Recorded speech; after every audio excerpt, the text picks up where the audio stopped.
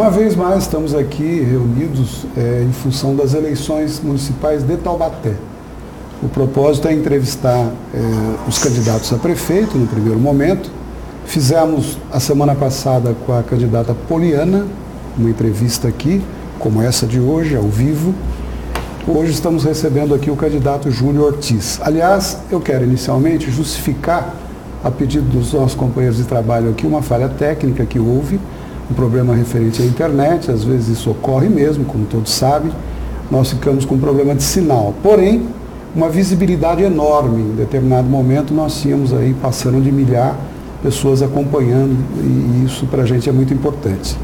Paulo de Tarso Venceslau, que dispensa apresentação, com a chancela do Jornal Contato, Pedro Rubim, a sua equipe, Almanac Europês, aqui no Sincovat, a gente realiza esse trabalho. Portanto, mais uma vez, ao vivo, com o Júnior hoje, eu passo inicialmente a palavra ao Paulo para que ele inicie a entrevista fazendo a primeira pergunta ao Júnior.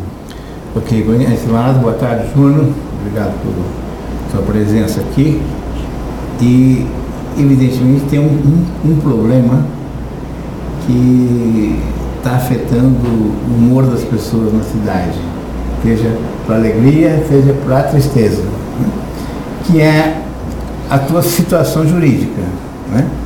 Em que tem impasses aí que a nossa redação apurou, por exemplo, coisas que até dentro do seu partido, o PSDB, existiria uma resistência, e pedindo inclusive para que você abandonasse a sua candidatura.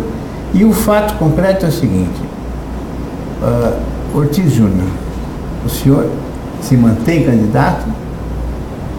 Em primeiro lugar, cumprimentar o Dr. Carlos, cumprimentar o Paulo, prazer estar aqui com vocês nessa transmissão ao vivo da Sincovat com o Jornal Contato e com o Almanac Europês, aqui da equipe do Pedro. Prazer estar aqui, oportunidade fundamental para discutir os problemas da cidade e uma questão tão importante como essa. Me mantenho candidato, sem dúvida nenhuma. Essa decisão judicial que gerou realmente esse imbróglio jurídico é uma decisão, eu tenho sustentado, insistido nisso, é uma decisão incoerente, absolutamente incoerente. Quando você tem decisões judiciais sobre o mesmo assunto absolutamente divergentes, como essa decisão do TSE, é óbvio que você tem que lutar pela justiça, você tem que insistir e recorrer na medida dos instrumentos legais que você tem assegurados a você.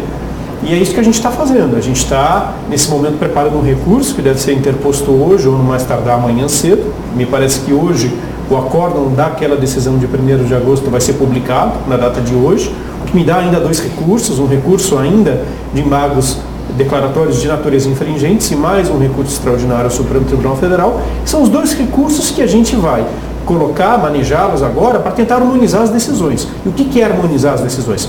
Paulo, você tem acompanhado muito de perto isso. Desde a eleição de 2012 você tem, talvez, o jornalista que mais tem acompanhado esse desenrolar todo desse conjunto de acusações que partiu da representação do PT.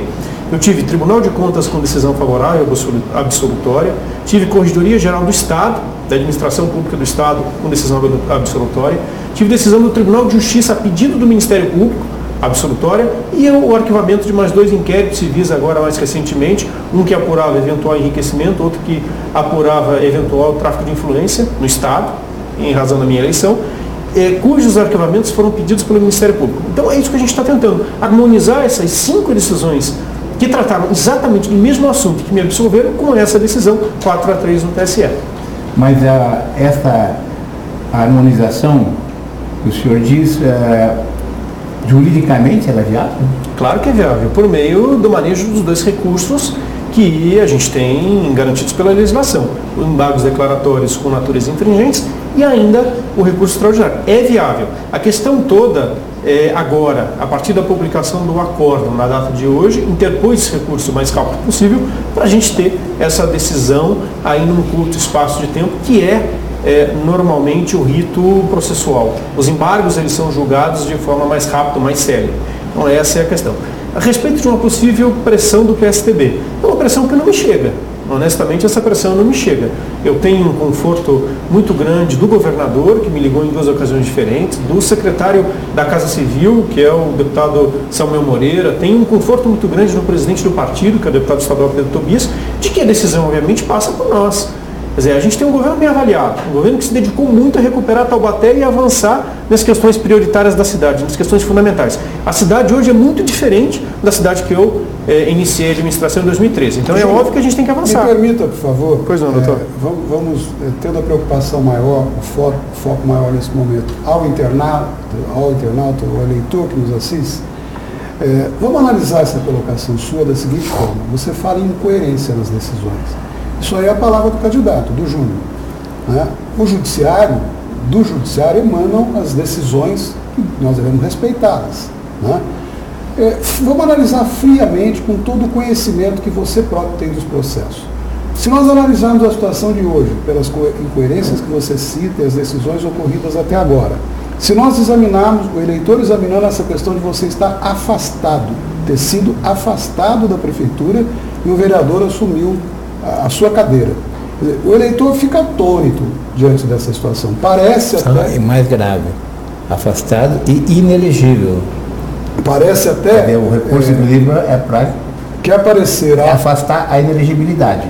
Quer aparecer a alguns que chega a ser uma hipocrisia. Quer dizer, como se nada tivesse acontecendo.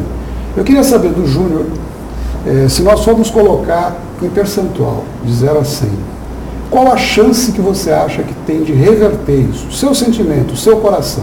5%, 100%, 80%? O que você me diria? Em primeiro lugar, assim, doutor, pontuar, eu acho que é uma circunstância importante. Eu sou advogado e realmente tenho conhecimento do processo, e se não fosse também eu teria por tê-lo acompanhado desde sempre. Eu seria, na verdade, hipócrita ou covarde se eu não lutasse contra a injustiça. Quer dizer, eu acho que não tem sentido você ter 5 decisões no sentido de rejeitar, de refutar todas as acusações que me foram feitas, e uma outra por 4-3 no Tribunal Superior Eleitoral, em que a gente teve 3 votos, e desses 3 votos, 2 ministros do Supremo Tribunal Federal votaram, descaracterizando completamente essa acusação. Eu não posso deixar de lutar, quer dizer, eu não posso deixar de querer combater. Essa decisão aconteceu muito próximo da eleição, eu acho que o erro é esse, essa decisão deveria ter acontecido um pouco mais lá atrás, talvez 3 ou 4 meses antes, para que a gente pudesse ter tempo, evidentemente, de chegar até aqui numa situação já definida. Agora, eu não posso deixar de lutar, eu tenho que me indignar contra essa decisão. Essa decisão é absolutamente contrária a todas as outras. Doutor Carlos, se eu não tivesse as outras decisões favoráveis, eu estava mais conformado.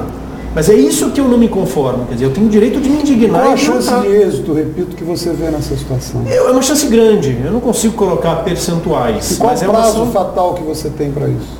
Até o final, obviamente, desse processo eleitoral. Até o final desse processo eleitoral. Você acha que pode ir até as eleições? Claro, sem dúvida nenhuma, sem dúvida nenhuma. Mas depende do manejo do recurso, né?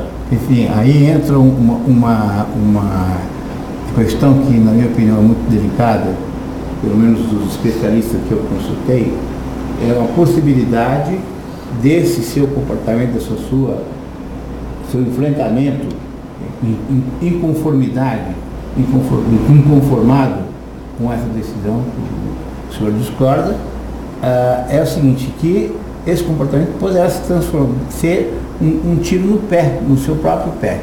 Por que poderia ser um tiro no seu próprio pé?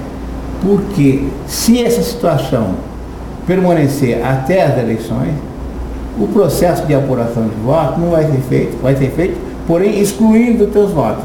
Procede isso? Não. Até a eleição, para seguir até a eleição, tem que ter um provimento cautelar. É óbvio. Não é possível seguir até a eleição sem um provimento cautelar, sem um efeito suspensivo dessa decisão. A partir desse efeito suspensivo, que é um efeito suspensivo natural, que você está deveria, tentando, claro, porque o acordo não foi publicado ainda, doutor. Então é inviável a gente interpor um recurso, mesmo com o pedido de efeito suspensivo, sem o acordo publicado. Então ainda essa questão. Quer dizer, mesmo a justiça aqui em Taubaté eleitoral, ela não consegue proferir um julgamento sem a publicação do acordo. Porque o acordo, ele não tem efeito ainda, ele não produz efeitos sobre a candidatura em razão da ausência de publicação. Ele consolida a decisão. A partir da publicação, Sim, mas esse recurso, essa cautelar, que evidentemente vai ter que chegar à última instância, seria o TSE, né? No TSE, quem vai avaliar esse pedido chama-se Herman Benjamin. E que, o plenário. É o plenário, não é exatamente... Nesse caso específico, não. Não, é o recurso... O plenário, se fosse na situação anterior, teria o plenário. Agora, como liminar, seria uma decisão monocrática dele. A decisão monocrática, mas que cabe agravo ao plenário.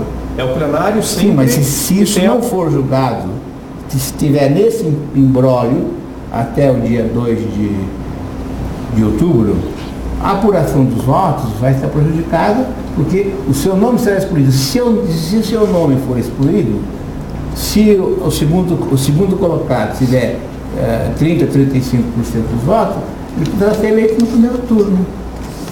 Seria um exagero da minha parte, dos meus, pelo menos com os especialistas que eu tenho consultado? Não, realmente o nosso trabalho é passou pela tua análise? Não, o nosso trabalho é para solucionar essa questão. O nosso trabalho é, evidentemente, para que o recurso de embargo seja julgado. O nosso trabalho, e aliás é natural isso, é natural. Eu não estou colocando aqui nenhuma hipótese teratológica que não acontece do ponto de vista jurídico. É uma hipótese absolutamente normal. Quer dizer, você manejar um recurso de embargos e esse recurso ser julgado em um espaço de tempo pequeno, sobretudo porque você tem um processo eleitoral em curso, é o que aconteceu muito na eleição passada, em 2014, é o que aconteceu muito em 2012. E é a prática recorrente do Tribunal Superior Eleitoral de analisar recursos nesse período. E a gente tem argumentos fortes, argumentos convincentes, argumentos... Olha, você quer ver 2 argumentos fundamentais? Primeiro argumento, o vice foi absolvido. Segundo argumento, meu pai foi absolvido. Em primeira instância, a Justiça Eleitoral absolveu meu pai. Quer dizer, e aí eu tenho mais 5 absolvições. Quer dizer, é todo um contexto que você há de convir comigo que... Vamos por parte. O seu vice, ele foi absolvido da inelegibilidade. Ele foi cassado, junto contigo. Não, a chapa, a pessoa jurídica foi cassada. Ele não. O titular é o vice. Certo? A chapa. Então, mas na chapa, a pessoa jurídica, né? São coisas diferentes. A legislação é muito clara, inclusive nós falamos muito sobre isso, porque em relação à inelegibilidade não é extensiva ao vice, a pessoa do vice. Né? Então, quando você argumenta, você generaliza e dá uma impressão. Por isso que eu acho, né, a minha preocupação. E mais, em relação ao seu partido, por exemplo, eu fiz um artigo chamando, inclusive, o Pedro Tobias de Tucano Malcriado, que é o Pedro Tobias, é o presidente estadual do PSDB. É, deputado estadual. Né, porque eu conversando com ele por telefone, quando tentei abordar o teu caso, né, ele veio com uma conversa mole, né, quer dizer, que eu estou cansado de ouvir, não, tem tempo, tem prazo, temos que esperar, temos que aquilo, tá. E eu sabia que na véspera daquela conversa que eu estava tendo com ele teria ligado para você, né, inclusive dado prazo. Então quem lhe passou isso não lhe passou a verdade. Então quem lhe passou isso, então a fonte é uma fonte que tem que ser revista, porque não é fato. A fonte veio da Assembleia Legislativa, do gabinete do presidente estadual do PSDB. Não, então essa fonte está errada. Tanto eu quero pedir licença, você já colocou que a fonte está errada. Tanto é que não teve prazo que eu estou aqui. Nós não vamos poder checar a fonte, mas eu queria pedir aos senhores o seguinte. Para o eleitor, se nós ficarmos aqui num tecnicismo jurídico, aí eu vou ter que dizer, minha B 51136, vamos conversar, aí seria outra conversa. Eu acho que foi suficiente já o esclarecimento, a sua versão, quanto ao que está ocorrendo. E a dúvida do eleitor, com certeza, foi resumida pelo Paulo. Né? Hoje, Taubaté atônita assiste a esse quadro. A pergunta é a mesma. Né? Eu, por exemplo, frequento Taubaté, moro em Taubaté, porque você sabe disso, o meu bairro é Taubaté, zona rural. Mas as pessoas perguntam, né, achando que a gente tem a resposta sobre essa informação, né, sobre essa informação. Bom, então isso eu acho que suficientemente, por enquanto, nós vamos voltar ao tema, mas por enquanto está resolvido. Porém, o que o internauta mais quer, e as pessoas mais querem, é saber sobre o dia a dia. Júlio Ortiz, prefeito até poucos dias atrás. Por exemplo, a primeira pergunta que me chega aqui formulada pela Lu Ribeiro. Eu espero até que não seja a esposa do governador, que é Lu Ribeiro também. Mas pergunta aqui o seguinte: gostaria de saber se existe, deve ser homônimo naturalmente, planejamento para fazer marginais na cidade de Taubaté. E acredito que a avenida perto da Fiat Modena, aqui pode fazer merchandising, né? Ela que escreveu aqui Fiat Modena. É Bandeirantes. Isso, eu estou lendo tal como está escrito aqui, né? Transmitindo tal como está escrito aqui. Uma marginal até a rotatória próxima ao Horto. Seria ideal para quem sai da Dutra e entra na cidade. É a pergunta dela. Se você puder responder agora, eu te agradeço. Especificamente respondo sim. A CCR Nova Dutra preparou projetos de expansão das marginais. São projetos bastante detalhados. Esses projetos foram submetidos à ANTT, Agência Nacional de Transporte Terrestre. Que é quem controla. Que é quem controla, exatamente, que regula. E depois ao Ministério do Transporte. Então essas marginais, elas já têm projeto e detalhado. Elas custam dali, do viaduto do Belém até o trevo de acesso a Carvalho Pinto, elas custam entre 400 e 500 milhões de reais, com todas as obras de arte. Com o viaduto do Belém novo, com o viaduto Cidade Jardim novo, só aquele viaduto custa 16 milhões de reais, com todo o alargamento, com toda a fundação, que ali circulam caminhões pesados, então é uma obra viária mais complicada, mais complexa de fazer. O que ocorre? O governo federal não tem dinheiro para executar, e essa é uma obra que tem que ser feita pelo governo federal. Essas áreas da Dutra são áreas territórios federais, e as áreas lindeiras à marginal, essa área, por exemplo, da Bandeirantes, esse trecho pertence, o trecho de alargamento ao governo federal, à Nova Dutra. Foi dado ao concessionário o direito de manutenção e expansão viária desses trechos. Então a prefeitura ela não tem condição financeira de fazer e nem poderia fazer, porque é realmente território federal. Agora, há um projeto aprovado pela CCR. A CCR me disse que nesse plano de ampliação de concessões rodoviárias do Brasil, que o governo federal planejou, o governo anterior e o atual governo planejaram, nessa expansão de concessões federais, se renegociaria o prazo de concessão da rodovia Dutra em mais 7 ou 8 anos, e dentro desse prazo de concessão a CCR se obrigaria a fazer algumas obras. 3 prioritárias. Prioridade 0, duplicação da Serra das Araras. A segunda prioridade, importante, quadruplicação, é fazer um outro trecho de serra no sentido contrário, no trecho em que ela é confinada. Me permita aproveitar, dentro desse contexto que você está colocando, eu particularmente tenho uma visão um pouco diferente sobre isso. Eu acho que as lideranças do nosso médio vale, e quando eu falo lideranças, eu me refiro aos prefeitos, São José dos Campos, Caçapava, não Pinda, que Pinda está mais afastada, está a 6 quilômetros da Dutra. Eu particularmente acho um absurdo, um escândalo, a CCR, a Nova Dutra, explorar essa estrada há mais de 30 anos.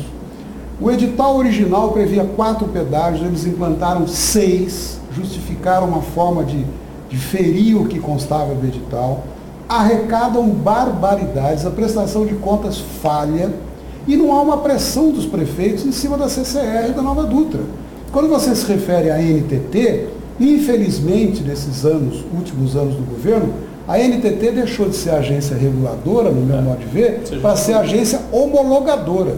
Tudo que essa concessionária quer, eles homologam. Então eu acho que antes de qualquer coisa, seja você o próximo prefeito ou outro dos candidatos, tem que se desenvolver uma verdadeira guerra, no bom sentido. Porque é um absurdo eles arrecadarem esse tanto de pedágio, a prestação. Veja os lucros deles nos balanços, lucros maiores que os bancos, e nada acontece. Qual a sua visão sobre isso? Um pouco dessa guerra vem sendo tratada, vem sendo travada melhor. E há 2 ou 3 meses atrás aconteceu uma audiência pública em São Paulo, e essa audiência pública tratava justamente das obras que seriam prioritárias nessa expansão. E aí se tratou como segunda e terceira obras prioritárias a duplicação do trecho de Guarulhos e essa duplicação em Taubaté, que é o trecho que não recebeu nenhum investimento em obra. Tanto os viadutos, túneis, quanto as marginais realmente não receberam nada, 0 de investimento em obra. Agora, tem uma coisa importante que eu queria aqui deixar o meu testemunho. Melhorou muito a nossa relação, mas melhorou muito. A prefeitura não tinha relação nenhuma com a CCR e passou a ter uma relação, pelo menos, de discussão e aprovação de projetos. Eu cito aqui, se não fosse essa boa relação, não tinha o acesso viário sul. Se não fosse essa boa relação, a gente não conseguiria fazer, por exemplo, a alteração naquele acesso para Taubaté, ali próximo ao Parque Três Marias, que dá acesso ao Leroy, que é um grande investimento que está sendo feito em Taubaté de 600 empregos diretos e indiretos. Foi esse acesso que permitiu, obviamente, a construção desse empreendimento. Então, melhorou a relação, que era um primeiro passo para entrecheirar na guerra. Agora, o segundo passo, pressionar o Ministério do Transporte e o governo federal para que essa obra, caso a concessão seja prorrogada, aconteça num espaço de tempo de 4 anos. É isso. O que mais quer, evidentemente, é prorrogar. Altamente interessante. Agora, doutor Carlos, o viaduto Cidade Jardim, a prefeitura tem condição de fazer e tem que fazer. A CCR deu o projeto para a prefeitura, custa 16 milhões de reais, seria 1 ano e meio de obras, e com o financiamento internacional do CAF, que a gente conseguiu lá, junto ao Centro Andino de Fomento, tem uma previsão de recurso de 16 milhões para o ano que vem licitar esse viaduto Cidade Jardim, que já amenizaria alguma coisa, embora não é o trecho que a Luz refere, mas é um trecho de um gargalo enorme que é a travessia da Assis Chateaubriand para o lado sul da cidade. Mas, sem dúvida, Paulo, com licença, por mais que a gente queira tratar dos problemas concretos aí que estamos nos referindo, os internautas, a demonstração aqui, que querem saber a respeito da candidatura. Por exemplo, Ana Laura Moreira diz o seguinte: em caso de impedimento eleitoral, qual será o candidato do PSDB? Pergunta curta e grossa. Não há essa hipótese. Tem uma outra aqui na sequência. Não há essa hipótese, a gente vai até o final, a gente vai lutar muito, vai lutar contra o serviço. Mas se acontecer, como ela pergunta, não penso nisso, nem pensei sobre isso, não refleti sobre isso. Não, porque o prazo para substituição legal é na próxima segunda-feira. Exatamente, Então, mas a gente ainda está na terça. Tá bom. Continuando aqui, o senhor tem consciência, outra pergunta de internauta, do prejuízo que tem causado ao PSDB de Taubaté e a todos os candidatos da coligação nessa sua inócua insistência em se manter como candidato com essa sua situação irregular e pendente de aprovação pela Justiça Eleitoral? É só egoísmo, palavras dele. Ambição ou falta de solidariedade e humildade? Mauro Tadeu. Tucano. Mais ou menos, não é muito tucano não. Ele veio tucano com a expectativa de ser secretário do governo. Na verdade, em 2012 ele se filiou ao partido com essa expectativa. Como teve a expectativa um pouco frustrada, porque eu não faço assim. Esse modelo de negociar apoio em troca de cargo, eu não faço e nunca vou fazer. E essa era uma expectativa dele. Respeito até a capacidade dele, mas não servia para o governo. Nosso secretário é um secretário de 30 anos de experiência em Taubaté. Ele, inclusive, se mudou a Taubaté há pouco tempo. Agora, a questão do partido, eu fundei o partido em Taubaté. Eu tenho uma história nesse partido. O partido ganhou várias eleições comigo ali, na frente de batalha. O partido ganhou eleições comigo candidato. O país, a gente tem uma história no partido na cidade. A gente construiu esse partido. Eu fiz uma administração que é aprovada. Eu fiz uma administração recuperando a prefeitura. A prefeitura estava destruída. Avancei em questões fundamentais. A cidade é outra. Eu tenho o direito de lutar até o fim. Não se trata aí de falta de humildade, mas é de humildade se colocando ao eleitor novamente, compreendendo a minha dificuldade nesse momento e dizendo: vou combater uma injustiça. Se eu não tivesse a disposição de combater essa injustiça, é que eu acho que eu iria me acovardar diante de tanta gente que me estimula, me encoraja e fica em casa, muitas vezes, orando por mim para que eu continue no mandato. Candidato, voltando ao dia a dia, o que podemos esperar de mudanças quanto ao transporte público? A Maria Viana que pergunta. Eu quero pedir desculpas até porque para ler direitinho eu teria que colocar esse óculos de pé. Mas para tirar e pôr eu vou um tropeço aqui, os internautas certamente perdoam. Mas a pergunta dela é essa: o que se pode esperar com relação à mudança em transporte público? Maria, a gente avançou muito no transporte público. A gente criou algumas linhas em áreas que não eram atendidas, modificamos o itinerário de outras. Cito, por exemplo, a linha do Santa Teresa, que havia um itinerário para chegar ao bairro, um itinerário diferente para sair. A gente unificou os itinerários, ampliamos linhas rurais, muitas linhas rurais, para bairros que praticamente não eram atendidos. Cito o assentamento lá no São João Macuco, que não era atendido por linha de ônibus, as pessoas andavam às vezes 5 quilômetros até o ponto. Então a gente estendeu muitas linhas. E mais, exercemos um papel fundamental de fiscalização de itinerários, linhas e horários, Paulo e Dr. Carlos. Porque a empresa fazia o que queria. Nós implantamos GPS nos ônibus E a gente fiscaliza horários, itinerários e pontos de embarque e desembarque hoje por meio de um software, um programa de computador na sala da Secretaria de Mobilidade Urbana que fiscaliza de forma permanente e notifica multa, aplica sanções severas à empresa. Só para se exemplificar, no ano passado a empresa recebeu R$80 mil de multas por inadimplementos de horários, itinerários e linhas. Depois, a gente colocou no celular das pessoas um aplicativo com todos esses horários, itinerários e pontos de embarque e desembarque, que é o Citamob, que é um grande passo, um grande avanço para que as pessoas só saiam de casa ou só saiam do trabalho no horário certinho. Qual é o passo seguinte? Integrar o transporte complementar e o transporte por meio de ônibus. A licitação está pronta. Essa talvez seja a grande mudança do sistema. O sistema hoje é um sistema que ele consegue ofertar um número de veículos razoável para a população, muito semelhante à média nacional. Então, o sistema de transporte é regulado por médias nacionais. Ele é regulado por pactuações de oferta mínima. E a gente está muito acima da oferta mínima, a gente tem uma oferta bastante razoável de ônibus. A questão toda é integrar esse transporte complementar agora ao transporte por meio de ônibus, ofertando ainda mais possibilidades de transporte com conforto à população. E lembrando só, são 45 ônibus novos, zerinho, de uma frota operacional de 76. Então, mas em relação a esse ponto, tem um pequeno, grande detalhe que a cidade de Taubaté sofre com isso. É o seguinte, existe um monopólio do transporte público aqui em Taubaté. A ABC tem um monopólio há muito tempo, apesar de mudar de dono, a empresa continua proprietária, né? E não se observa no seu governo, no governo anterior, em outros governos, nenhuma iniciativa de romper com esse monopólio e ficar com essa solução da integração de transporte, que é uma gambiarra, tá certo? Poderia até ser se funcionasse de fato. Agora, se houvesse uma concorrência, como nós vivemos no mundo capitalista, né, a concorrência, sem dúvida, seria talvez a melhor possibilidade de você obter um trabalho adequado, mais eficiente. Por que no seu governo não houve nenhuma iniciativa de romper com o monopólio da ABC Transportes? Não houve, porque já existia uma licitação feita e um contrato assinado. Havia uma ação ajuizada pelo Ministério Público do Estado de São Paulo, Dr. Walter Rangel, que é o promotor de justiça que fiscaliza os serviços de transporte público na cidade. E nessa ação civil pública foi proposto um acordo pela empresa. Veja, o manejo dessa ação civil pública, a titularidade é do Ministério Público. E houve uma disposição da empresa, uma disposição do Ministério Público em celebrar um acordo e repactuar cláusulas desse contrato.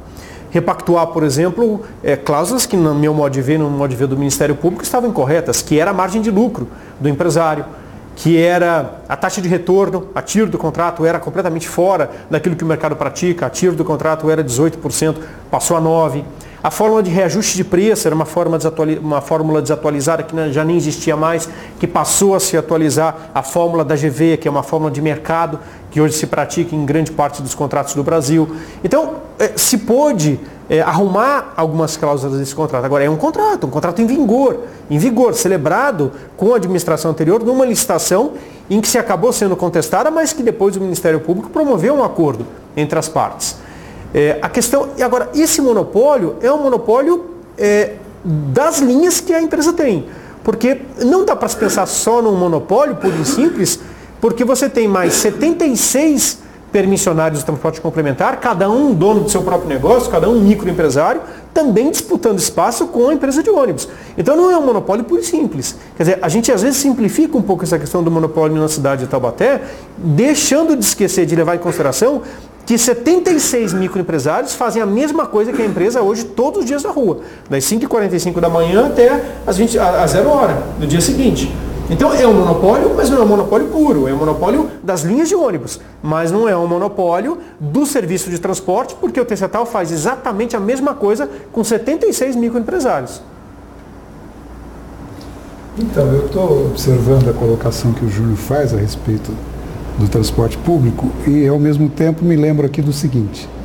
No início da sua gestão, Taubaté com um problema seríssimo de mobilidade, talvez seja a pior cidade da região, até pela sua estrutura, né? Uma cidade muito antiga, ruas estreitas, etc. Houve um questionamento muito grande, talvez haja até um tanto quanto até hoje, talvez, mas você foi buscar lá em São José dos Campos a senhora Lola, que tinha toda a experiência de São José, e trouxe para cá. De Campinas também. Aí sem dúvida. Aí as pessoas questionavam, mas peraí, será que Taubaté, com 300 mil habitantes, não tem alguém capaz para assumir esse papel? E as mudanças que foram feitas, elas foram cirúrgicas e foram violentas até, né? Porque veio passando que nem um trator por cima. A pergunta é a seguinte: você acha que houve acerto ao decidir dessa forma e trazer essa especialista aqui para Taubaté sem conhecer a cidade, sem conhecer os bairros da cidade? Ou houve um erro que foi contornado de alguma forma? Qual a sua visão sobre isso? Aí a gente tem que separar um pouquinho. É assim. Primeiro, ela é uma engenheira especializada realmente em transporte e trânsito. A Universidade de Taubaté não tem uma faculdade de engenharia ainda voltada especificamente para essa área do conhecimento da engenharia. Ela tem realmente uma experiência consolidada em São José dos Campos, em Campinas, trabalhou na empresa de trânsito de Campinas durante alguns anos, e ela é uma especialista. Quer dizer, ela veio para enfrentar um problema duro, que é a mobilidade urbana numa cidade de 370 anos, cujo centro é tão antigo quanto a própria cidade, o traçado é tão antigo quanto a própria cidade. E agravada ao longo dos anos por um outro problema pior. 210 mil veículos registrados numa cidade de 300 mil habitantes. Nós somos uma das piores relações do país de proporcionalidade entre número de habitantes e número de veículos registrados na cidade. Doutor Carlos, era preciso enfrentar esse problema. Na campanha de 2012, mesmo na campanha de 2008, eu cansei de encontrar pessoas na rua que diziam: alguém tem que fazer alguma coisa, alguém tem que mexer nisso, alguém tem que fazer mudanças. Eu resolvi mudar, eu resolvi realmente não esperar mais por essa mudança. Agora, as mudanças, elas não foram feitas pela secretária de Mobilidade Urbana, elas foram feitas por um governo que contratou uma empresa especializada em mudanças de trânsito e transporte. Nós temos duas empresas de consultoria contratadas por meio de licitações que nós fizemos, uma especificamente para essas avaliações de mudanças viárias e a outra para esse controle da empresa de transporte. Então, é só deixar isso claro. Quer dizer, não é a Dolores que veio para Taubaté sem conhecer os bairros da cidade. É uma empresa de consultoria contratada, especializada, que procurou consolidar respostas para o trânsito de Taubaté ser mais racional e para o número de mortes diminuir. Porque além do problema dos gargalos, nós éramos uma das cidades do país com o maior número de mortes no trânsito. E olha, é interessante, eu estava acompanhando uma matéria no jornal, essa semana, ou ontem, ou anteontem, em que o jornal dizia que 50 atletas paralímpicos brasileiros se tornaram deficientes por acidentes de trânsito, atropelamentos ou colisões de veículo. E Taubaté, no ano de 2012, tinha 28% da sua população com alguma deficiência física, ante 23% da média nacional. Por que essa diferença de 5%? Acidente de trânsito. Acidente de trânsito em Taubaté era a maior causa de mortalidade infantil e atropelamento de idosos, morte de idosos. Então alguém tinha que enfrentar esse problema. Alguém tinha que enfrentar e já é hora de enfrentar. Já era hora de enfrentar. O que a gente fez? Mudanças drásticas realmente para, em primeiro lugar, diminuir o número de mortes, racionalizar o uso das vias públicas. Quem andava pela Marrocos se lembra que a via era completamente ociosa. Quem andava pela Marechal Arthur Costa Silva se lembra da ociosidade da via. E quem andava pela Avenida Independência se lembra da grande confusão que era em sentido duplo, uma via estreita em muitos trechos dela e o grande congestionamento e com 13 km por hora de média de circulação no horário de pico. Hoje, a média de quilometragem no horário de pico da noite, da tarde para a noite, é de 32 km por hora. Nós passamos de 13 km por hora de circulação média para 32 km por hora de circulação média. E essa era uma das vias que maior número de acidentes. Nós reduzimos nessa via 62% o número de atropelamentos. Esse era o objetivo principal. Então, te acusam também da indústria da multa, os radares em número excessivo, a mudança de velocidade às vias. O que você tem a dizer sobre isso? Então, justamente isso. Quer dizer, o contexto de controlar a velocidade máxima de circulação em algumas vias. O contexto de arrumar o viaduto do Belém, por exemplo. Mas quanto Taubaté arrecada hoje com multa? Caiu muito. No ano passado chegou a arrecadar, acho que alguma coisa entre 4 milhões e 5 milhões de reais. E esse ano a queda foi... 5 milhões de reais. Multa de trânsito... Esse ano a queda foi brusca, bastante brusca. Eu acho que caiu em torno de 60% ou 70%, porque as pessoas se disciplinaram mais a respeitar a velocidade máxima em algumas vias. E a velocidade máxima dessas vias são dadas por uma resolução do CONTRAN. né? Então, existe a regra nacional. Você tem uma regra e você tem uma epidemia de mortes no trânsito. Uma cidade violenta, muito violenta. Olha, honestamente, seria muito mais tranquilo para mim, do ponto de vista de desgaste com algumas pessoas, seria muito mais tranquilo para mim não mexer nesse problema. Quer dizer, não enfrentar o problema de mortes no trânsito com redutores de velocidade. Seria muito mais tranquilo não colocar a mão nessa ferida e não tomar nenhuma medida e não ter um desgaste eleitoral de debater isso numa eleição agora. Mas eu resolvi combater essa epidemia no trânsito. E combater como? Reduzindo o número de mortes por meio de controladores de velocidade. Toda cidade média e grande no mundo tem controladores de velocidade. Toda, sem exceção. Todas elas controlam em velocidade máxima. Todas as cidades médias e grandes do mundo controlam sua frota para reduzir o número de acidentes com controladores de velocidade. Você faria tudo novamente da forma que Sem fez. dúvida, e com todo o empenho que eu tive. Eu argumentei, eu justifiquei, eu coloquei todas as medidas necessárias para a gente reduzir. E o saldo disso, 62% menos atropelamentos, 60% menos acidentes com vítima. Esse é o saldo. Quer dizer, quando um idoso ou quando uma criança deixa de ser atropelada ou deixa de morrer no banco de trás em razão de uma colisão frontal de veículos e uma vida deixa de ser perdida na cidade, esse é o resultado dessa política pública. Dura, sem dúvida nenhuma, que causa desconforto, que acarreta desgaste político, mas que tinha que ser tomada e eu faria tudo novamente. Então, você sabe a minha opinião, já comentei contigo, eu acho que a mudança tem um lado muito positivo, sem dúvida nenhuma, eu reconheço. Por outro lado, tem um lado que prejudicou um grande número de comerciantes, principalmente na região da Independência. Eu acho que faltou uma equação, uma solução melhor para essa equação. Mas, ao mesmo tempo que eu acho que é louvável a sua coragem de fazer esse enfrentamento, e precisa de coragem, né?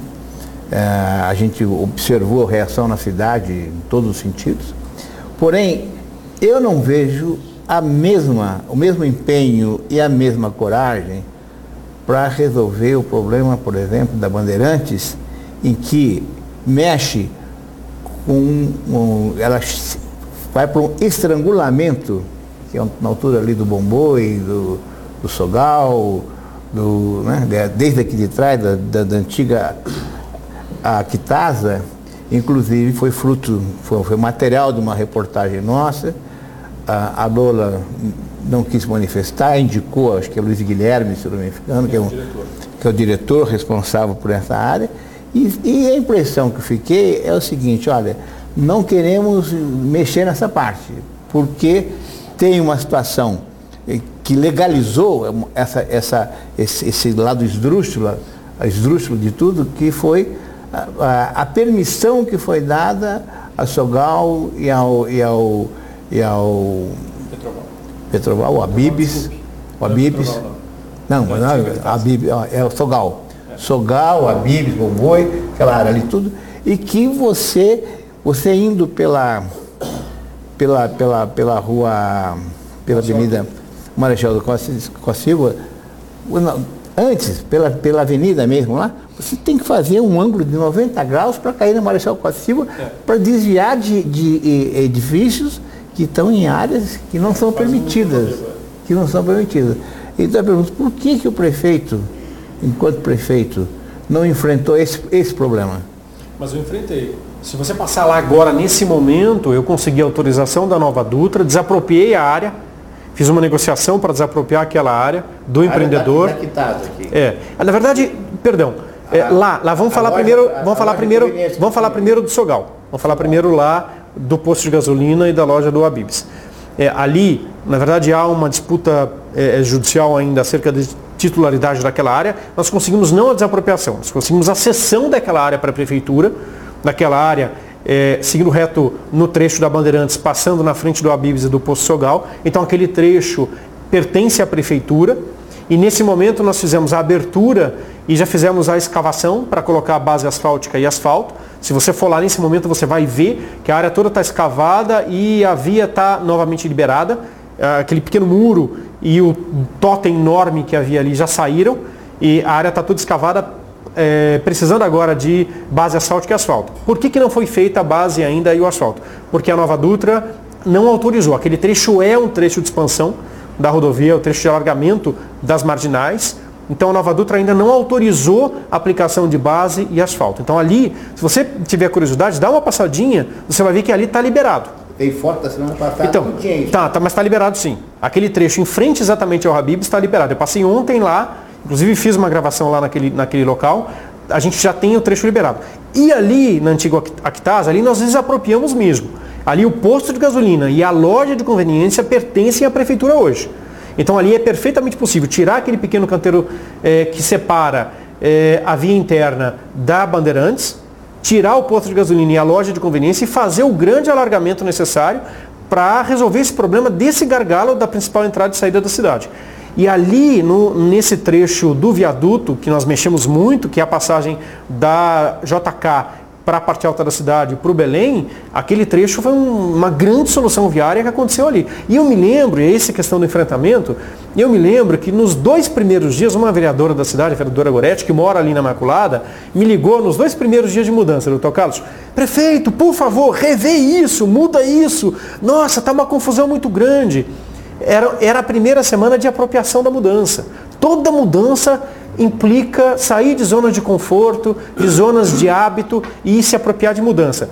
Uma semana depois eu liguei para ele e perguntei, Goretti, ainda quer a mudança de volta? Ele falou, não, deixa do jeito que está, porque isso aqui melhorou muito, mas muito mesmo essa passagem. E ali na Actasa, a gente vai concluir essa grande mudança viária. O enfrentamento que tinha que se fazer, desapropriar. Eu não posso entrar numa área particular e simplesmente fazer uma avenida. Então a gente desapropriou, mas a apropriação simbólica até por R$1.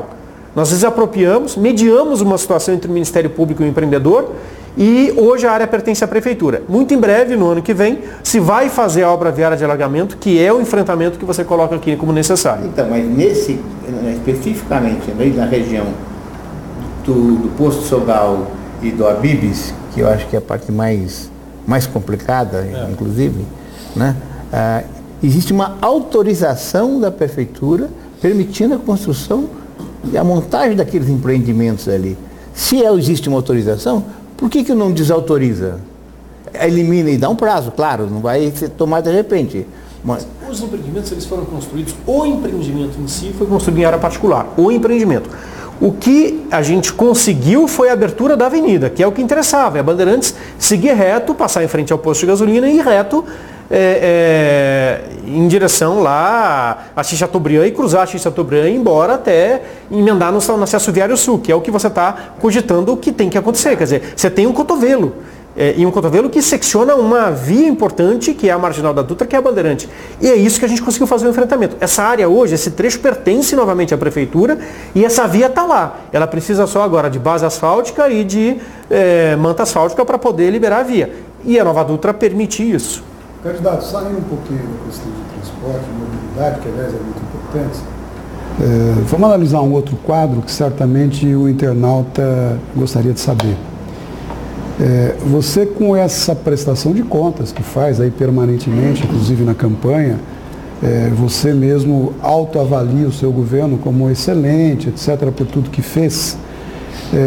O que justifica o fato da candidata Poliana estar em primeiro lugar nas pesquisas e você em segundo? Seria, na sua opinião, por um temor do eleitor com relação à insegurança da sua candidatura?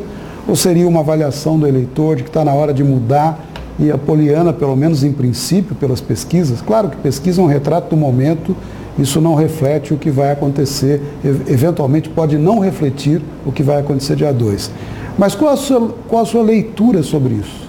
Bom, algumas ponderações. Primeiro, a decisão do TSE aconteceu no dia 1º de agosto, a pesquisa foi feita no dia 23 e 24 de agosto, portanto serão 23 dias de pancada, né? E sem, obviamente, o tempo de televisão, o tempo de rádio, o tempo de entrevistas de um programa bacana como esse para colocar meu ponto de vista e colocar os meus argumentos. Então, a pesquisa foi feita no intervalo de 23 dias em que ninguém acreditava mais que eu seria o candidato. Então, cai naquilo que eu então, isso, claro, é uma dúvida. Né? Insegurança da população. É uma dúvida, claro. Uma administração que é avaliada por 35% como bom e ótimo, 40% como regular, obviamente que não pode ter 20% de intenção de voto. Quer dizer, não tem lógica isso. A intenção de voto teria que ser pelo menos igual ou na mesma medida daqueles que avaliam o governo como ótimo e bom. E depois você tem uma parcela do regular que acaba, obviamente, votando no prefeito que disputa a reeleição. Esse é o natural, quer dizer, não preciso ser um intérprete de pesquisa para concluir essa obviedade. Então foram 23 dias de pancada. Depois, ainda não havia programa de horário eleitoral gratuito. Eu comuniquei muito pouco durante o governo. Hoje? Tenho pesquisas internas. Como é que se mantém? É um cenário parecido com esse que eu coloquei no início. Quer dizer, a gente tem uma avaliação de governo muito perto da intenção de voto. Há uma proximidade entre intenção de voto e avaliação. Agora, é importante dizer aqui, eu fiz um governo em que eu reconstruí a cidade e eu não tive medo, eu tive coragem para enfrentar os problemas. E quando você tem um enfrentamento dos problemas, o problema da mobilidade urbana, um problema do inchaço da prefeitura, a prefeitura estava inchada, não tinha capacidade de investir, a prefeitura estava condenada a pagar 67% de todo o seu orçamento com folha de pagamento. Quando você enfrenta esses problemas, entre 49 e 50. Então está dentro do limite, da lei de responsabilidade considerando fiscal. que 52% dos municípios de São Paulo não respeitam o limite, em razão da crise. E ainda uma pergunta bem objetiva com relação ao seguinte. Você, enquanto prefeito, Câmara Municipal é uma pedra no sapato de todo e qualquer prefeito, né? É uma coisa muito pulverizada, esse país com 30 e tantos partidos é uma coisa muito complicada, enfim. A relação prefeito, executivo e legislativo tem sido bastante tumultuada. Poliana, vereadora, qual a sua avaliação sobre a vereadora Poliana? Eu não tive muito contato, na verdade, com ela no desempenho parlamentar dela. Não acompanhei muito de perto o desempenho parlamentar dela.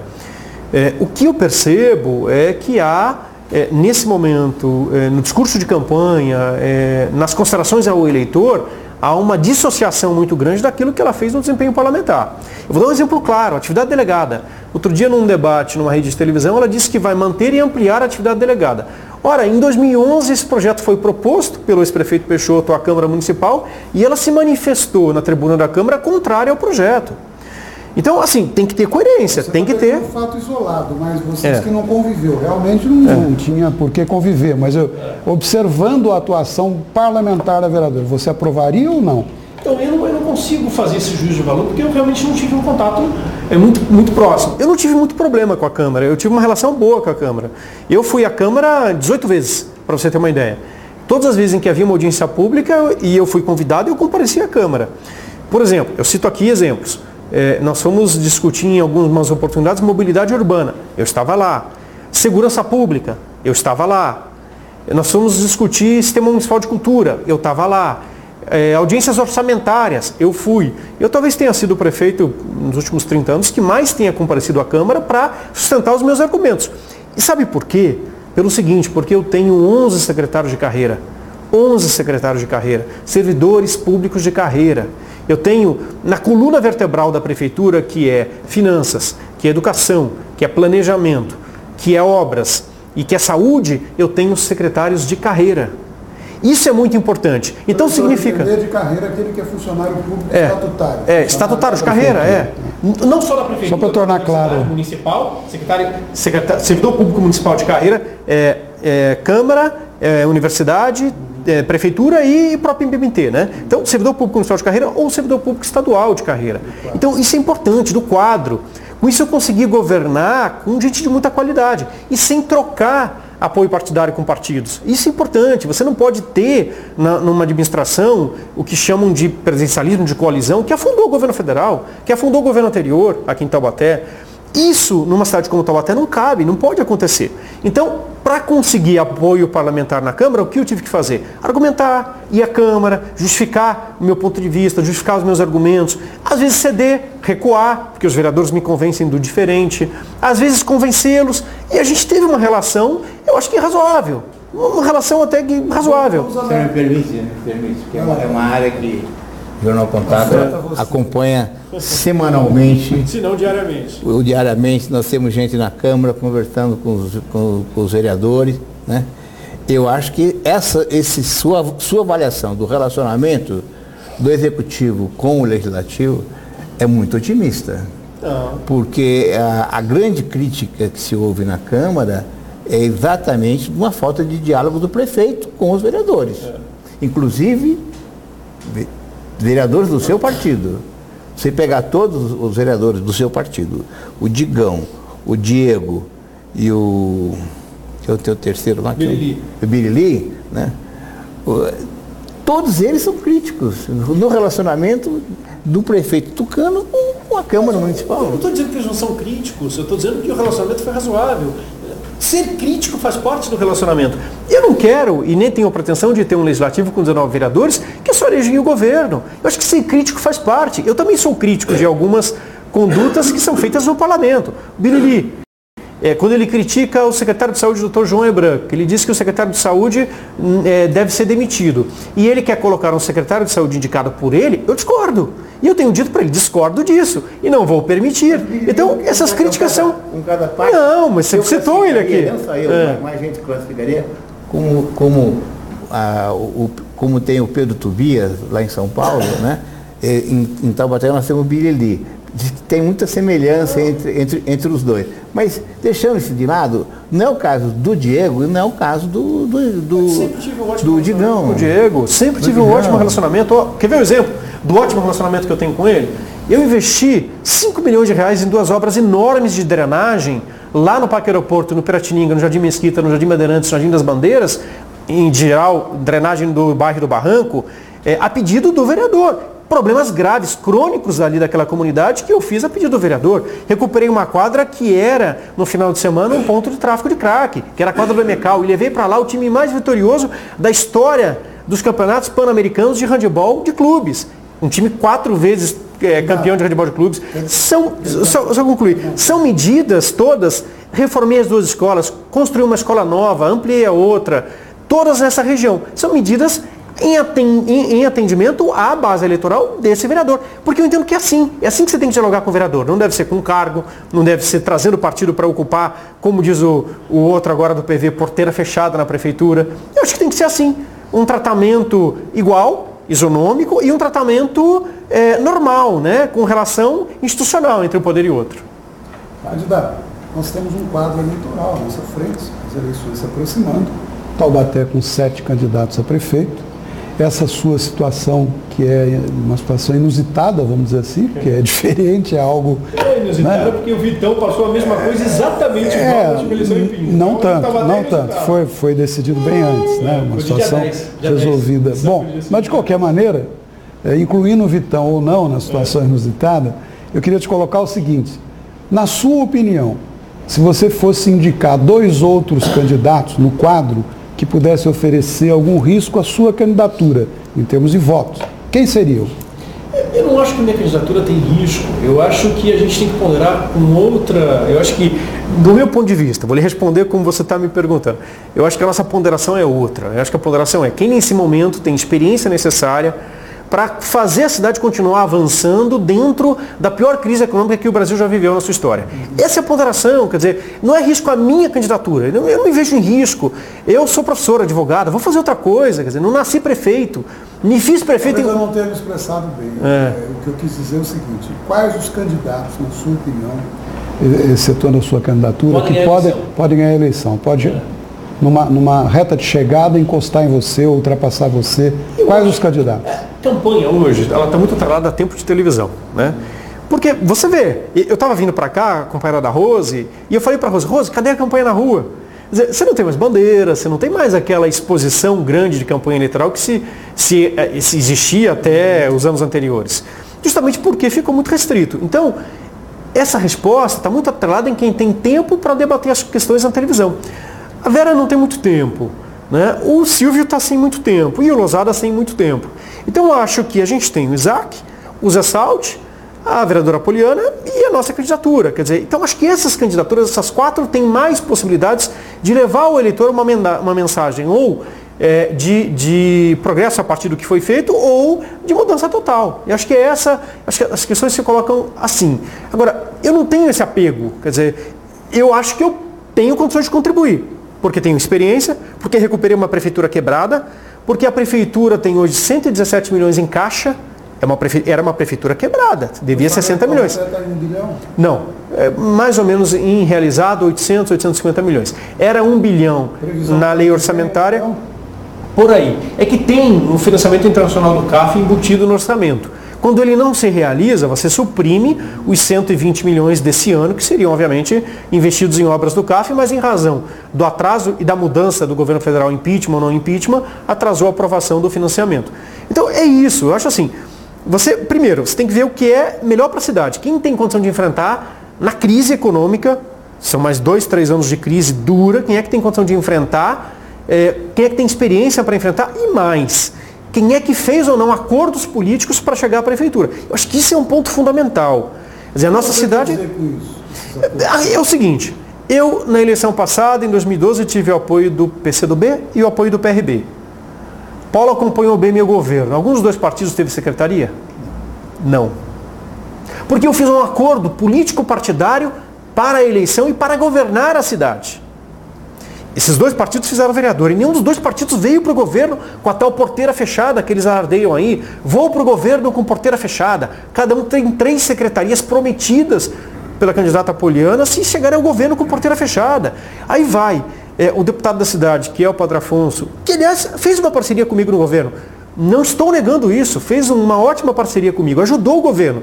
Mas agora havia uma possibilidade de ter 4 secretarias, inclusive saúde, desenvolvimento social, planejamento, meio ambiente, com porteira fechada, segundo ele. Quer dizer, isso é um retrocesso. Isso é o modelo antigo de se fazer política, que o Brasil todo está reconhecendo que é inviável. O senhor está dizendo, se eu entendi, que ele fez esse acordo? Não, eu não estou dizendo que ele fez, estou dizendo que ele declarou na Rádio Metropolitana. Ele fez uma entrevista recente na Rádio Metropolitana e até uma entrevista no jornal Gazeta de Taubaté e disse isso. Falou, não, agora eu vou para o governo, eu vou indicar 4 secretarias de governo de porteira fechada. Quer dizer, nós vamos ter 10 secretários com diretores e gerentes nomeados porque tem carteirinha partidária.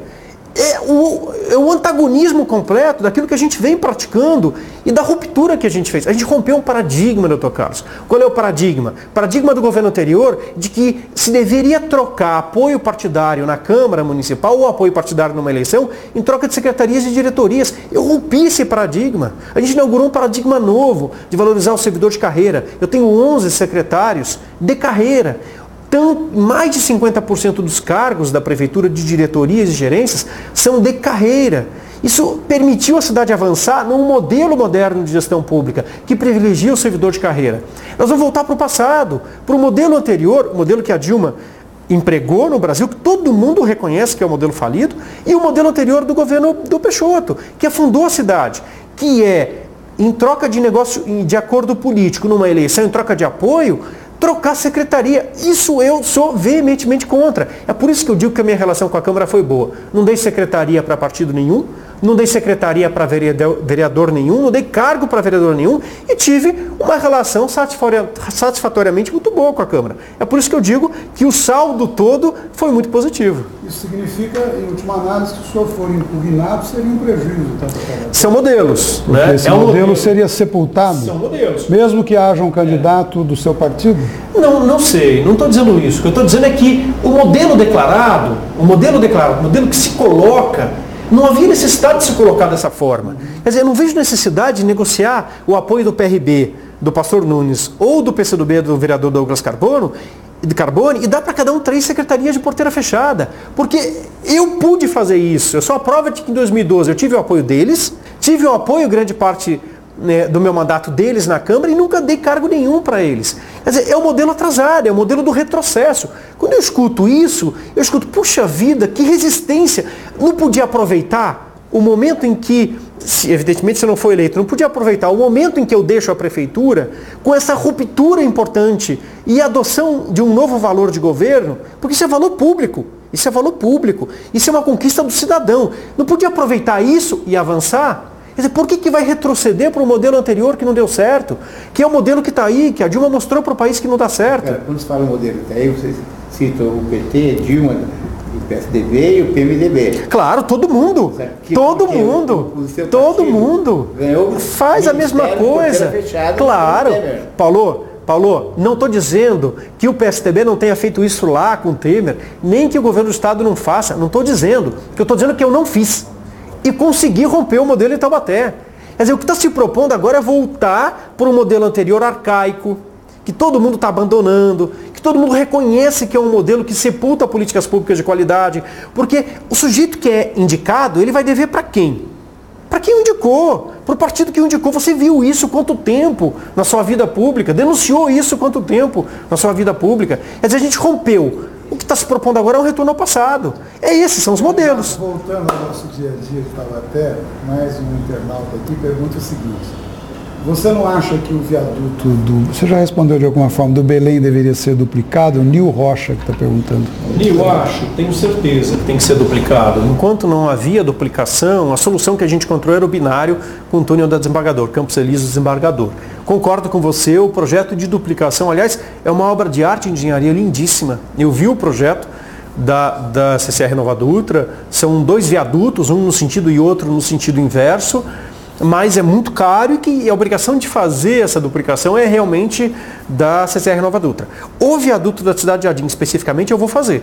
E esse eu já tenho o projeto pronto e dinheiro reservado, porque esse é o grande gargalo da zona de expansão urbana da cidade, que é a Zona Sul. Candidato, organizar o camelódromo, as calçadas estão tomadas de bancas, vendendo as mesmas coisas, que as lojas pagam impostos, pagando imposto, etc., concorrendo consequentemente com essa situação, e pedestres saem para as ruas para desviar das bancas. Você tem algum projeto para alterar isso? Tem. Quem pergunta novamente é a Lu Ribeiro.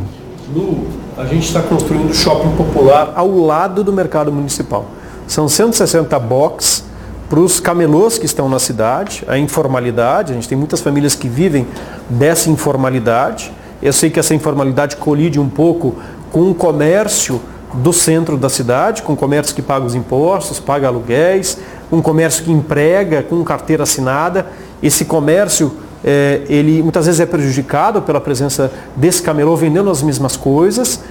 É por isso que a gente criou um espaço específico para os camelôs, respeitando a necessidade deles, respeitando o trabalho deles, a informalidade, porque eles sustentam as famílias deles com esse trabalho informal, e a gente vai levá-los para esse shopping popular ao lado do mercado. Está quase prontinho, provavelmente aí no final de outubro esse shopping popular está pronto, e a gente vai programar o sorteio desses boxes e depois, no princípio do ano que vem, a mudança para esse local, sem traumas, com uma mudança debatida, discutida com eles. Mas aí você me remete para uma questão importante, calçada. Nós falamos de mobilidade urbana e esquecemos de falar de calçada. Calçada é um grande drama para a cidade de Taubaté, principalmente na parte central e na parte alta da cidade. Simplesmente não tem calçada. Simplesmente não tem calçada, e o pior, quando tem, ela está toda destruída. Nós fizemos um projeto grande. Posto bem no meio dela. Nós contratamos uma empresa no ano de 2015 para fazer um levantamento completo de todas as calçadas da cidade. Todas, em todos os bairros na área central. Nós temos um levantamento completo. Custa 11 milhões de reais, é o orçamento que a gente tem para revitalizar todas as calçadas da cidade e implantar calçadas onde ela não existe. Esse é um compromisso com você, eleitor de Taubaté, revitalizar todas as calçadas da cidade e implantar calçadas onde ela não existe. Eu estou falando de bairros da cidade, sobretudo na parte alta, mas também em alguns bairros onde essa calçada não existe, e a recuperação das calçadas no centro da cidade. São 11 milhões de reais de investimento, e também recurso do CAF, Paulo, do financiamento internacional, e a gente apresentou, o CAF aprovou, a licitação já está feita, aliás, e assim que o recurso vier, a gente tem condição de enfrentar esse grande problema. Porque a gente fala em mobilidade de carro e ônibus. A gente esquece de mobilidade de pedestre, que é em calçada, que é de fundamental importância. Júnior, voltando, vamos agora avançar em algumas coisas que são... Corre que nós estamos no final. É que tem uma relação... Passa muito rápido o tempo, hein? A Taubaté do futuro. Eu já ouvi de sua parte, em vários momentos, uma defesa da economia criativa, a necessidade de desenvolver isso em Taubaté. E nós sabemos, por outro lado, que o modelo industrial que vige atualmente está falido, né? Ou pelo menos está condenado a reduzir drasticamente. Mesmo as indústrias que já estão instaladas aqui, elas tendem até a abandonar a cidade, não por problema da prefeitura, mas por causa da mudança da economia como um todo. Estou me referindo à Ford, à Volkswagen, empresa empresa automobilística, né? E a alternativa que se coloca para esse desenvolvimento, né, que já se superou, que é chamada de economia criativa, ela tem dois eixos muito fortes, né? Um que diz respeito à cultura e outro que diz respeito ao turismo, né? No seu próprio balanço prestado, inclusive, ao Tribunal Superior Eleitoral, que consta lá, né, na área de cultura, o senhor diz que realizou 75% do previsto, estaria em andamento 17,8% e 7,14% no que não teria sido realizado. Os compromissos assumidos. Em relação ao turismo, a coisa complica, né? Dos 100% previsto, foram realizados 23,68%, dados oficiais seus. Claro, sou honesto em dizer isso. Em andamento teria 23,68% e 52,63%, mais da metade, que deixaram de ser realizados. É verdade. Simultaneamente, dentro do patrimônio histórico que Taubaté tem, que seria uma fonte de uma fonte de atração do turismo aqui para a cidade, museus e tudo mais, nós temos um museu chamado Museu de História Natural, que recebe formalmente da prefeitura R$100 mil.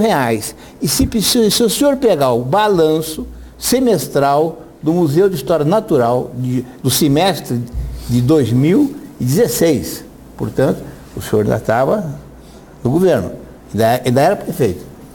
Os R$100 mil da prefeitura não tinham sido repassados. E mais, estava se repetindo uma velha prática que o senhor mesmo tinha me dito que teria mudado, que teria que repassar o dinheiro no começo do ano, porque, caso contrário, o museu não tem nem como gastar esse dinheiro. Porque quando chega setembro, outubro, novembro, quando chega os R$100 mil, não tem como gastar mais, né? E o que acontece? Quando não gasta, tem que devolver para a prefeitura.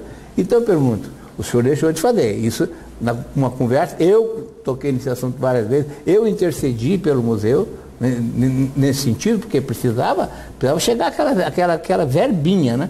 E que é um símbolo e é reconhecido como um dos melhores museus da América Latina. Do mundo, tá certo? E com essa ajuda. Então eu lhe pergunto, por que deixou de ser feita tanta coisa na área de cultura e turismo, e particularmente em relação ao Museu de História Natural de Taubaté?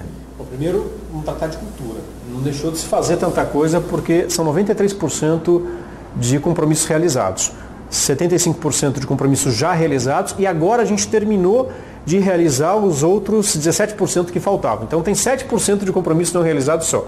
Na área de turismo, sim, há um conjunto grande de compromissos que devem ser reavaliados e, obviamente, executados no futuro. Agora, é por isso que a gente pede mais 4 anos, porque tem compromissos que a gente assumiu e que não conseguiu entregá-los todos, é óbvio. E, aliás, esse é um balanço honesto que eu faço. Poderia perfeitamente não entregar esses dados. De onde é que você acessou esses dados? De um balanço meu, interno meu, de compromissos que eu assumi com a população e que digo, no turismo realmente faltou muita coisa para fazer, mas na cultura não. Na cultura nós temos 93%. Olha só, nós recuperamos todo o casario histórico de Taubaté. Aliás, a Sueli, esposa aqui do Dan, é uma das grandes entusiasmadas do Preserva Taubaté, que defendeu muito a preservação do patrimônio histórico. Então eu cito para você, a gente passa dinheiro para a Igreja do Rosário para recuperação. Nós repassamos R$500 mil lá para a Estação Férrea, para o Instituto de Sustentabilidade, terminando agora a recuperação do depósito da Estação Férrea. Vai ser a Estação do Conhecimento. Mas esse exemplo, por exemplo, da Estação Férrea, no seu balanço, diz como obra realizada pela prefeitura. A prefeitura não tem nada com isso. Claro que tem, ela financia 100%. Não, é financiar. Como não? É um convênio. Repassar um dinheiro. E por que não repassa R$100 mil? Não, mas aí outra coisa. Por que não repassa é uma coisa. Sim, mas... Questionar que essa obra da prefeitura é injusto. Não, porque é 100%. Não, 100%. Todo o recurso é da prefeitura. 100% do recurso investido aí, 100% Na estação ferroviária, 100% do recurso é prefeitura. 100%. E mais, quem foi na Secretaria de Patrimônio da União, governo federal, junto com o Rodrigo do Instituto de Sustentabilidade, foi a prefeitura. Fomos nós que conseguimos. Porque há 30, 40 anos essa estação está abandonada e fomos nós que conseguimos a recuperação desse patrimônio histórico importante para a cidade, para o cidadão, e é a prefeitura que financia 100% da obra.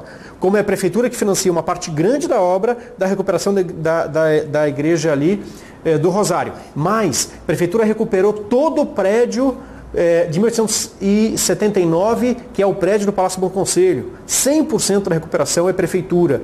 Depois Vila Santo Aleixo, o primeiro R$1 milhão, dos 2 milhões necessários da recuperação, 100% recurso da prefeitura, num acordo com uma empresa. Depois, recuperamos o edifício sede do Fórum Criminal, onde você morou com a sua família, lá muito próximo, grande parte da sua vida. Aquele prédio foi 100% recuperado com recurso da prefeitura. Recuperamos o Centro Cultural. As 80 obras do Mestre Justino foram recuperadas. As obras do Toninho Mendes, reiniciamos a recuperação. Depois nós fizemos um grande movimento para recuperar a FAMUTA, a história dessa grande fanfarra municipal, que foi campeã europeia, campeã mundial de bandas. Recuperamos e levamos a FAMUTA para dentro das escolas. 9 mil crianças aprendem música nas escolas. Isso é cultura. É a transformação cultural de um jovem dentro de uma realidade, às vezes, de violência, por meio da sensibilização e da formação geral por meio da música. Depois nós levamos para dentro da Escola Feio Camargo 1.500 alunos para estudarem de forma gratuita. Era cobrado. Gratuita. Reformamos a escola, investimos R$800 mil.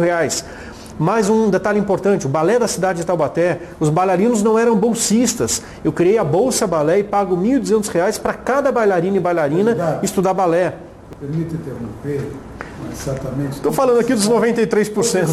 Vamos para o programa eleitoral, como tem ido, e o Paulo é entusiasmado nessa área. Tem uma pendência aqui de internauta que eu teria que fazer pergunta, senão eu vou estar discriminando. Ela pergunta o seguinte, ela diz o seguinte: nós sabemos que o PV tinha 3 secretarias, que lorota é essa? Aline Toledo pergunta. Aline, na verdade, essa informação é completamente equivocada. Completamente. Então não é lorota. Claro que não tinha 3 secretarias nenhuma no meu governo. Aliás, isso é fantasioso. Eu posso enumerar aqui todos os secretários e digo mais. E enumero os 11 que são de carreira. Então não há 3 secretarias nenhuma do PV no governo. Aliás, o PV foi meu aniversário em 2012, importante dizer isso.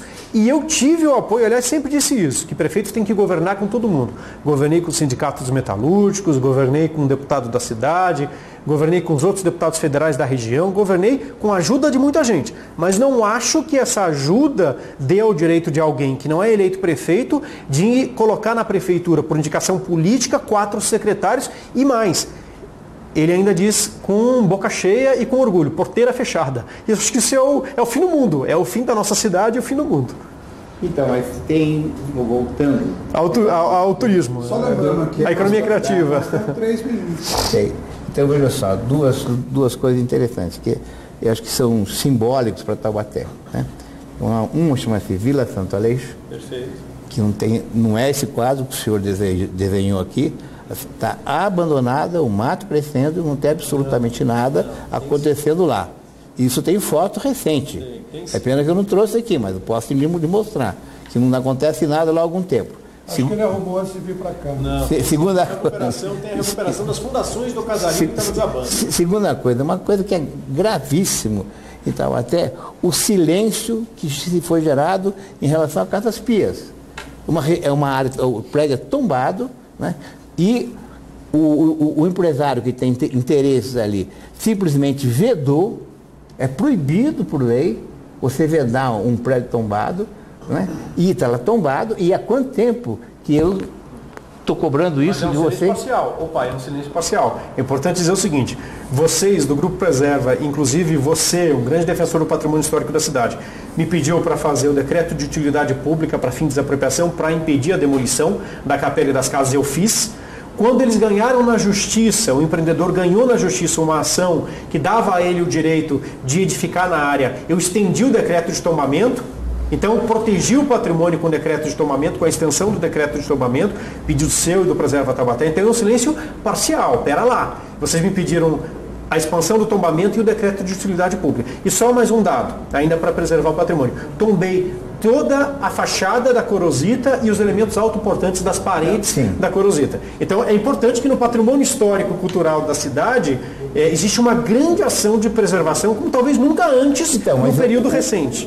A gravidade desse silêncio, para mim, é porque é o seguinte, a Casas Pias, ela foi doada para, inclusive quem foi cedida, não é nem doada, foi cedida para a Associação São Vicente de Paulo, para ser um abrigo de idosos. Eu pergunto, onde é que estão os idosos das Casas Pias? Não é? Ou seja, Taubaté abriu mão de uma importante obra nesse sentido, para atender os seus idosos carentes, né?